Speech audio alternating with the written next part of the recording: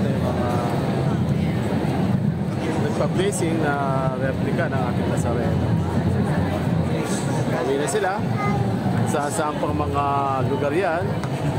Ganyan, Isoria pa. Ganyan, Bulacan pa. Ganyan, Cavite. Saan lugar, Batangas, magpa-blazing sila nila. Yan nila rito.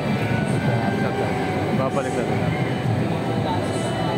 Maagang pagpa-blazing ko para sa piyesa ng Nazareno.